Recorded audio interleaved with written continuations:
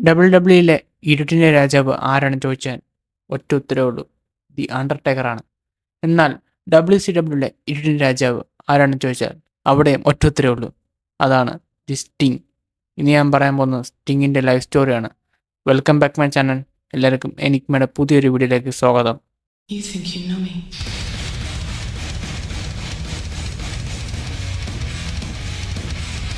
സ്റ്റിങ്ങിന്റെ യഥാർത്ഥ പേരെന്ന് പറയുന്നത് സ്റ്റീവ് ബോർഡൻ എന്നായിരുന്നു. അങ്ങനെ ബോർഡൻ ജനിക്കുന്നത് 1959 മാർച്ച് 30 സൗത്ത് കാലിഫോർണിയുള്ള ഒമഹായിലായിരുന്നു സ്റ്റിങ് ജനിച്ചിട്ടുണ്ടായിരുന്നത്. അങ്ങനെ ബോർഡന് ആദ്യം താല്പര്യം ഉണ്ടായിരുന്നത് ഫുട്ബോളും ബാസ്കറ്റ്ബോളും ആയിരുന്നു. അതായത് ഫുട്ബോൾ എന്ന് വെച്ചാൽ അമേരിക്കൻ ഫുട്ബോൾ. അങ്ങനെ തൻ്റെ അതെല്ലാം വിട്ടതിന് ശേഷം താൻ ബോഡി ബിൽഡിങ്ങിലേക്കാണ് നേരെ ഫോക്കസ് ചേഞ്ച് ആയത്. അങ്ങനെ താൻ അമേരിക്കയിലുള്ള ഫേമസ് ജിമ്മായ ഗോൾഡ് ക്ലബ് എന്ന് പറഞ്ഞ ആ ഒരു ജിമ്മിൽ താൻ ജോയിൻ ചെയ്യുകയും അവിടെ വർക്ക് ചെയ്യാൻ ആരംഭിക്കുകയും ചെയ്തിരുന്നു. ഹൾക്ക് ഹോഗൻ്റെയും ആൻഡ്രൂ ചെയിൻ്റെയും പിന്നെ ബ്രിട്ടീഷ് ബുൾഡോഗിൻ്റെ ഒക്കെ മാച്ചുകൾ ബോർഡൻ ഡെയിലി ഇരുന്ന് കാണുമായിരുന്നു. സോ ഇതുവരെ ബോർഡനും WWF കരിയർ സ്റ്റാർട്ടാക്കണമെന്നായിരുന്നു തൻ്റെ ആഗ്രഹം. 1955 ബോർഡൻ്റെ റെസ്ലിംഗ് അരങ്ങേറ്റം കുറിച്ചിട്ടുണ്ടായിരുന്നത്. അദ്ദേഹം CWAയിലായിരുന്നു അവിടെ വർക്ക് ചെയ്തിട്ടുണ്ടായിരുന്നത്. അദ്ദേഹം അറിയപ്പെടുന്ന പേരെന്ന് പറയുന്നത് ഫ്ലാഷ് എന്ന് പറഞ്ഞ പേരിലായിരുന്നു. അങ്ങനെ അദ്ദേഹം 2-3 വർഷം അവിടെ ഉണ്ടായിരുന്നു. ആ ഒരു റെസ്ലിംഗ് കരിയർ എടുത്ത് നോക്കിക്കഴിഞ്ഞാൽ അദ്ദേഹത്തിന് കാര്യമായിട്ടുള്ള കാര്യങ്ങളൊന്നും ആ ഒരു CWAയിൽ അദ്ദേഹത്തിന് ചെയ്യാൻ കഴിഞ്ഞിട്ടില്ല. അദ്ദേഹത്തിന് ഒരു ഫ്യൂഡോ സ്റ്റോറി ലൈനോ ഒന്നും അദ്ദേഹത്തിന് CWAയിൽ സെറ്റില്ലായിരുന്നു. അങ്ങനെ ബോർഡൻ CWAയിൽ നിന്ന് വിട്ടതിന് ശേഷം അദ്ദേഹത്തിൻ്റെ റെസ്ലിംഗ് കരിയർ പോയിട്ടുണ്ടായിരുന്നത് WCWയിലായിരുന്നു. അങ്ങനെ അദ്ദേഹം 1987 WCW ജോയിൻ ചെയ്യുകയുണ്ടായി. അങ്ങനെ അദ്ദേഹം ജോയിൻ ചെയ്തതിനു ശേഷം അദ്ദേഹത്തിന് കാര്യമായുള്ള ഫ്യൂഡുകളോ സെഗ്മെൻറ്റുകളോ ഒന്നും WCW കിട്ടിയിട്ടില്ലായിരുന്നു. അദ്ദേഹത്തെ ഒരു കോമാളിയായിട്ടായിരുന്നു ആ WCW സ്റ്റിങ്ങിനെ കണ്ടിട്ടുണ്ടായിരുന്നത്.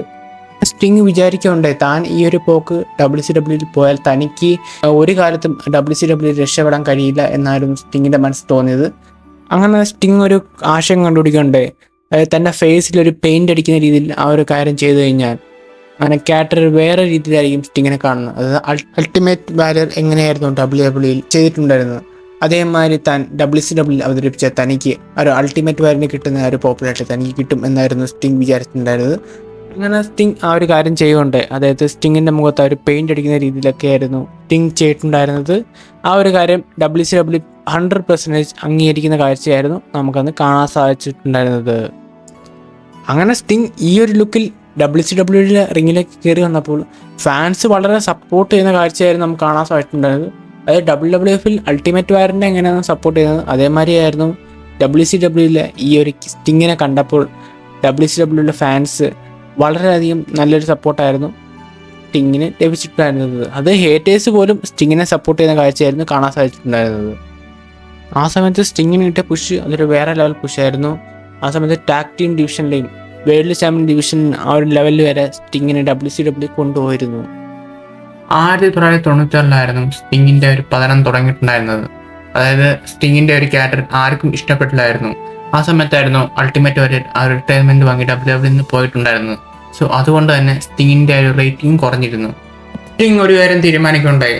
അതായത് ഇനി താൻ ഈ ഒരു പെയിൻ്റ് അടിച്ച ക്യാരക്ടറിൽ WCWയിൽ വർക്ക് ചെയ്ത് കഴിഞ്ഞാൽ തനിക്കിനി പഴയതുപോലെ ആ ഒരു റേറ്റിംഗ് ഇനി കിട്ടില്ല എന്നായിരുന്നു സ്റ്റിങ്ങിൻ്റെ മനസ്സിൽ വിചാരിച്ചത്. പക്ഷേ സ്റ്റിങ് ഈ ഒരു ക്യാരക്ടർ വിടാൻ ഒട്ടും മനസ്സിലായിരുന്നു. കാരണം തനിക്ക് ഈ ഒരു ക്യാരക്ടർ തന്നെ തുടരാനാണ് സ്റ്റിങ്ങിന് താല്പര്യം. അങ്ങനെ സ്റ്റിങ് ആ ഒരു കാര്യം ചെയ്യുകയുണ്ടായി. അതായത് സ്റ്റിങ്ങിൻ്റെ ആ ഒരു പുതിയ ലുക്ക് സ്റ്റിങ് WCWയിൽ കൊണ്ടുവരാൻ തുടങ്ങി. കൊണ്ടുവന്നപ്പോൾ തന്നെ അങ്ങനെ ആദ്യം ആർക്കും അത് ഇഷ്ടപ്പെട്ടില്ലെങ്കിലും പിന്നീട് ആൾക്കാർക്ക് ഇഷ്ടമായി തുടങ്ങി. അതായത് സ്റ്റിങ്ങിൻ്റെ പഴയ ലുക്കിനേക്കാൾ ഭേദം ഈ ഒരു പുതിയ ലുക്കാണെന്ന് സ്റ്റിങ്ങിന് മനസ്സിലായി ഓഡിയൻസിൻ്റെ ഒരു റിയാക്ഷൻ കണ്ടപ്പോൾ.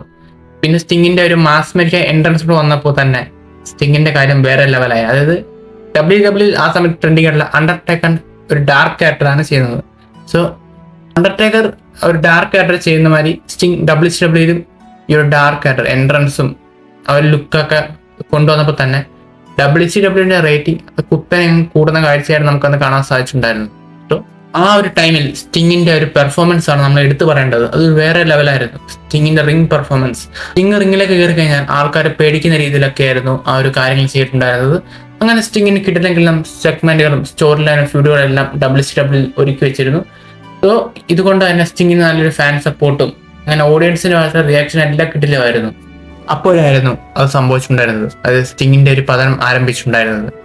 WCW WWE പോയതോടുകൂടി സ്റ്റിങ്ങിന്റെ ഈ ഒരു ക്യാരക്ടർ ആർക്കും വിലയില്ലാതായി. അതായത് അണ്ടർടേക്കറും കെയിനും ഒക്കെ ഉള്ളപ്പോൾ പിന്നെന്തിനാണ് സ്റ്റിങ് എന്ന രീതിയിലായിരുന്നു സ്റ്റിങ്ങിന്റെ ഈ ഒരു പതനം ആരംഭിച്ചിട്ടുണ്ടായിരുന്നത്. പിന്നെ ഓഡിയൻസിന് ഭാഗത്ത് വലിയ സപ്പോർട്ടൊന്നും ഇല്ലാതോടുകൂടി 2002 സ്റ്റിങ് വിട്ടുപോകുന്ന കാഴ്ചയായിരുന്നു നമുക്ക് കാണാൻ സാധിച്ചിട്ടുണ്ടായിരുന്നത്. അങ്ങനെ സ്റ്റിങ് 2002 WCW വിട്ട ശേഷം നീ എങ്ങോട്ടാണ് താൻ റിട്ടേൺ അടിക്കുക, അതായത് ഇനി WWE സ്റ്റിങ് വരുമോ അതോ വേറെ ഏതെങ്കിലും ബ്രാൻഡിലൊക്കെ നമ്മൾ നോക്കിയിരിക്കുമ്പോൾ സ്റ്റിങ് നമ്മൾ അമ്പരിപ്പിച്ചുകൊണ്ട് 2003 TNA റിട്ടേൺ ചെയ്യുന്ന കാഴ്ചയായിരുന്നു നമുക്ക് കാണാൻ സാധിച്ചിട്ടുണ്ടായിരുന്നു. അതൊരു വേറെ ലെവലായിരുന്നു. കാരണം TNA പോലത്തെ കൊച്ചു ബ്രാൻഡിൽ സ്റ്റിങ് പോലത്തെ ഒരു വലിയ പ്രശ്നം വരുമ്പോൾ ആ ഒരു കാഴ്ചപ്പാട് എങ്ങനെയായിരിക്കും, അത് ഒരു വേറെ ലെവലായിരുന്നു. TNA സ്റ്റിങ്ങിനെ കാത്തിരുന്നത് വേറെ ലെവൽ ഫ്യൂഡുകളൊക്കെ ആയിരുന്നു. അതായത് RVDക്കെതിരെയും ജഫാഡിക്കെതിരെ കിട്ടില്ലെങ്കിൽ സ്റ്റോറി ലൈനൊക്കെ സ്റ്റിങ് ചെയ്തിരുന്നു. അങ്ങനെ മാച്ചുകളൊക്കെ ചെയ്തിരുന്നു. അങ്ങനെ Sting world heavyweight championship, അതായത് TNA വേൾഡ് ചാമ്പ്യനൊക്കെ ആവുന്ന കാഴ്ചയായിരുന്നു നമുക്കത് കാണാൻ സാധിച്ചിട്ടുണ്ടായിരുന്നത്. അപ്പോൾ സ്റ്റിങ്ങിന് കിട്ടിയ ഒരു അംഗീകാരം അതൊരു വേറെ ലെവൽ സപ്പോർട്ടായിരുന്നു. അതായത് തനിക്ക് WCW കിട്ടിയിട്ടില്ല, CW കിട്ടിയിട്ടില്ല, ചിലയായിട്ട് തനിക്ക് കിട്ടിയ ഒരു അംഗീകാരമാണ് വേൾഡ് ചാമ്പ്യൻ. അത് താൻ തെളിയിച്ചു. അങ്ങനെ തനിക്ക് WWE കുറച്ച് ആരാധകരെ സ്റ്റിങ്ങിന് കിട്ടുകയും ചെയ്തിരുന്നു. ഈ കാര്യങ്ങൾ നടക്കുന്ന സ്റ്റിങ്ങിന്റെ ഒരു പീക്ക് ടൈമിൽ, അതായത് സ്റ്റിങ് ഒരു കത്തി നിന്ന സമയത്തായിരിക്കും ഈ ഒരു കാര്യങ്ങൾ നടന്നിട്ടുണ്ടായത്. ഇപ്പൊ നിങ്ങൾ ഊഹിക്കാമല്ലോ സ്റ്റിങ്ങിന്റെ ഒരു റേഞ്ച് എങ്ങോട്ടാണ് പോയേക്കുന്നത്. അതൊരു WCW കിട്ടിയിട്ടില്ല, ഒരു CW കിട്ടിയിട്ടില്ല. അതായത് താൻ ആദ്യം വർക്ക് ചെയ്ത കമ്പനിയെ CW തനിക്ക് കിട്ടിയിട്ടില്ല. TNA മാത്രം കിട്ടിയ ഒരു സ്പെഷ്യൽ ആയിട്ടുള്ള സംഭവമാണ് ആ ഒരു വേൾഡ് ചാമ്പ്യൻ ആയാലും ആ ഒരു സ്റ്റോറി ലൈൻ ആയാലും ഒരു ഫാൻ സപ്പോർട്ടായാലും അതൊക്കെ TNA കിട്ടിയ തനിക്ക് ഒരു സ്പെഷ്യലായിട്ട് കിട്ടിയ കാര്യമായിട്ടാണ് സ്റ്റിങ് കണക്കാക്കുന്നത്. സ്റ്റിങ് TNA വിട്ടുപോയ ശേഷം 2014 WWE സർവൈവർ സീരീസ് അദ്ദേഹം റിട്ടേൺ ചെയ്യുകൊണ്ട് ആ Triple-Hനെ അറ്റാക്ക് ചെയ്തിട്ടായിരുന്നു സ്റ്റിങ് റിട്ടേൺ ചെയ്തിട്ടുണ്ടായിരുന്നത്.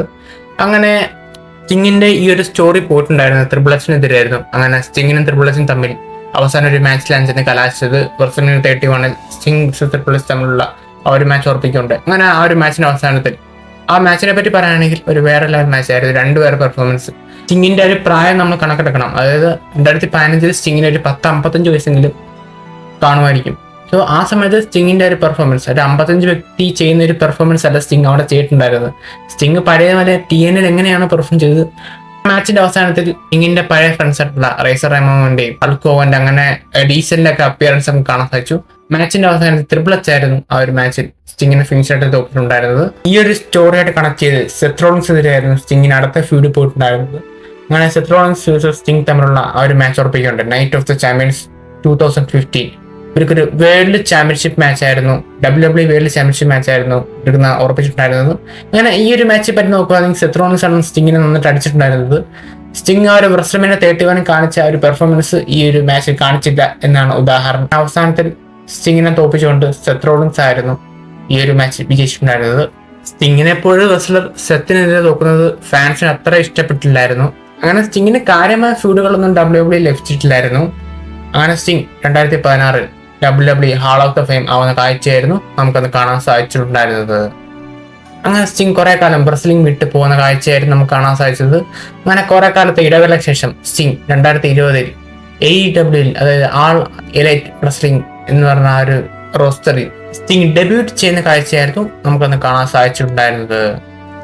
സ്റ്റിങ്ങിന് WWE കിട്ടിയതിനേക്കാളും അംഗീകാരം AEW സ്റ്റിങ്ങിനെ കാത്തിരുന്നു. കാരണം സ്റ്റിങ്ങിന് കിടിലം സെഗ്മെന്റുകളെല്ലാം AEW ഉണ്ടായിരുന്നു. അതായത് തന്റെ പഴയ സുഹൃത്തായ റിക് ഫ്ലെയറിനെതിരെയും പിന്നെ എഡ്ജിനെതിരെയും ജോൺ മോക്സിൽ അതായത് നമ്മുടെ DN ആംബ്രോസിനെതിരെയും കിടിലം സെഗ്മെന്റുകളെല്ലാം സ്റ്റിങ്ങിന് കിട്ടിയിട്ടുണ്ടായിരുന്നു. നല്ല മാച്ചുകളും സ്റ്റിങ്ങിന് കാണാൻ സാധിച്ചു.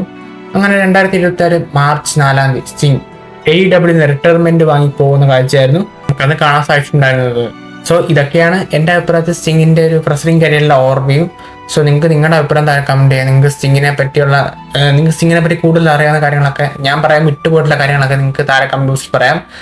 പിന്നെ എനിക്കൊരു കാര്യം പറയാനുള്ളത്, സ്റ്റിങ്ങിനെ എന്തുകൊണ്ട് WWE അംഗീകരിച്ചില്ല, അത് എനിക്കിപ്പോൾ ഒരു ഡൗട്ടായിട്ടുള്ള കാര്യമാണ്. കാരണം സ്റ്റിങ്ങിനെ ഇപ്പോഴും WWE അംഗീകരിച്ചായിരുന്നെങ്കിൽ, ഇപ്പോഴല്ല അന്ന് സ്റ്റിങ്ങിനെ WWE നന്നായിട്ട് ഉപയോഗിച്ചിരുന്നെങ്കിൽ സ്റ്റിങ്ങിന്റെ ഒരു ക്യാരക്ടർ വേറെ ലെവലാണ്. അതായത് അണ്ടർടേക്കറിന് കിട്ടിയെന്ന ആ ഒരു പുഷ് ആ ഒരു ലെവലിൽ സ്റ്റിങ്ങിന് കിട്ടിയേനെ.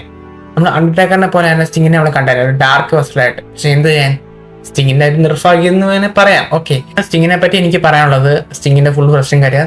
സോ ഞാൻ വിട്ടുപോയ കാര്യം നിങ്ങൾ താഴെ കമന്റ് ചെയ്യുക. നിങ്ങൾ കമന്റ് ചെയ്താലേ എനിക്കത് മനസ്സിലാകത്തുള്ളൂ ഞാൻ ഏത് കാര്യം വിട്ടുപോയെന്ന്. അടുത്തൊരു ഇൻട്രസ്റ്റിംഗ് ആയിട്ടുള്ള വീഡിയോ കാണുന്നവരെ എല്ലാവർക്കും ബൈ.